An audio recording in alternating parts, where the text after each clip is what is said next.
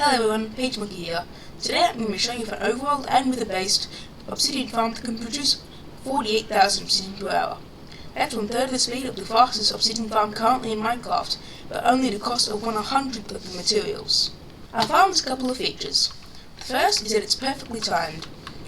If I turn on the Obsidian farm over here, which can be done with this on-off switch, you'll notice that the blocks are always in a perfect 9 configuration once it starts up, and they're constantly in place and deleted at the exact same moment, so there's not a single tick where the spots are empty. This means it can produce the full 48,000 obsidian per hour.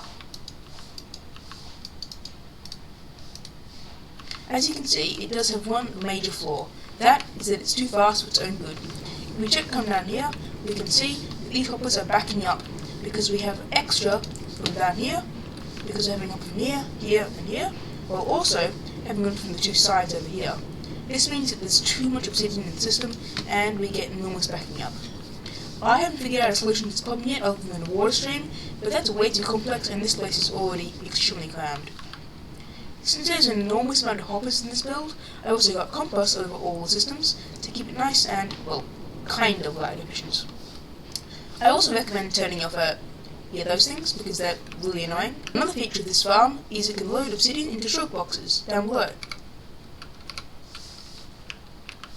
If I flick this lever here, you'll see that it'll turn on the redstone circuit that is currently powering the hopper, and it will start to let the obsidian through into the shulk box. This design here is based off a much larger scale model, which you can't see over there, but it's over there, and it can produce very large amounts of obsidian in a very short amount of time. Yeah. There is still some issues about backing up. As you can see, it's supposed to be full, and it should be leaking into this chest as it is, but let's just over here, it's not leaking in. If I fill it in real quick, eventually it should go in. It also has used buckets until we fill, which is a system that I haven't completed yet. That's the other issue. It produces a lot of iron buckets. Many double chests full. Now, that's the other disadvantage of this farm.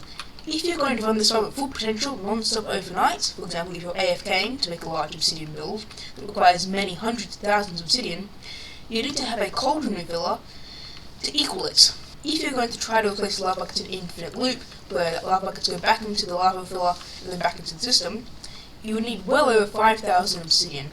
Based on the efficiency of this farm and how fast they go, I haven't quite calculated the peak efficiency yet because I was constantly changing out funds.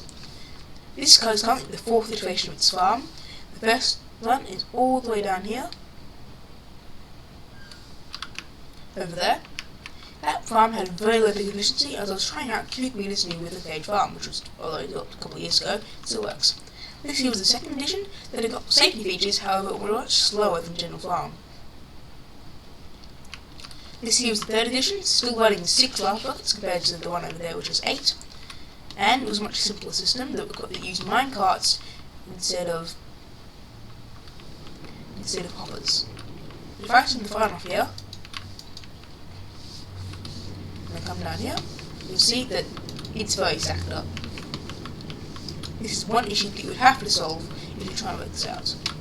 All I can say is that you probably need to redesign this section here, which I'm not smart enough to do, because this torch here blocks all the area surrounding it, and it's supposed to go to hop clock for this. So let's lava buckets through into the system here. So yeah, the lava buckets stacked up as well. This farm uses a efficient design, a wither cage. It uses a lightning rod, which I'll link in the cubic meters video because he's the one who developed it, where it places the wither at the top end of the farm, so it's exactly 3.5 blocks above it, so it stays reasonably still. It uses a hopper minecarts because I'm lazy and hoppers annoying. And it uses snowballs to hit the wither. That's another part of the farm that you need to automate if you wanted to, automate snowball refiller.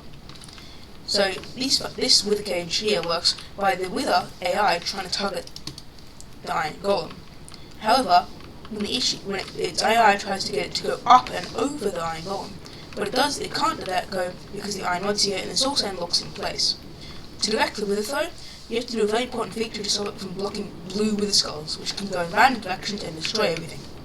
You have to make this distance from the front of the wither all the way down to the front of the iron golem exactly 10 blocks. It can be less than 10 blocks, but if you do less than 10 blocks, the wither skulls won't fly over the top and not hit there, but instead hit the iron golem and killing it, thus making the farm. To begin with creating the wither cage, these are all the materials you need with the respective amounts of each.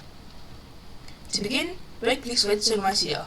Then come over to where the wither spawns and place 3 high blocks. Break the bottom one and place the lower blocks over here to make a horizontal wither. Then place in the skulls. As you can see, it pushes up against the top of the lightning rod, and when it spawns, it should start aggroing towards the iron golem. As you can see, it shoots skulls towards the iron golem. If you get one of the snowballs over here, you should be able to throw it at it without breaking its aggro. You'll then see that the assault iron block was then destroyed. If you come over here, you can break or move the water, and then you have to come down here. This might be difficult to do in survival, but it is most certainly doable. We then want to place the block here, place the water there, destroy the block, and replace it with the rail. Then you want to place in your 3 rails on the middle, 3 markers in the middle. Then you can place it in there. Eventually they will even out and they will stop moving.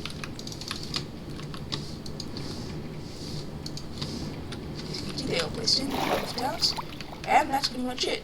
Fill up all these chests with lava, well, stack them up at least, and open the farm. Once you place the redstone back in, you can see it does all 8, but in the beginning it might only do 6 for about 2 or 3 times. Then it'll go back to full 8, and you'll start producing all your wonderful, wonderful obsidian. As you can see, it's just been slowly draining out, going into here. Still not any more. But you will know it's working because it'll be backing up. So please, if you're a lot smarter than me, try and develop a way to fix this. I ain't smart enough to do it. Someone out there obviously is, so they can do it instead. Thanks everyone for watching this video, and I'll see you in the next one. Goodbye!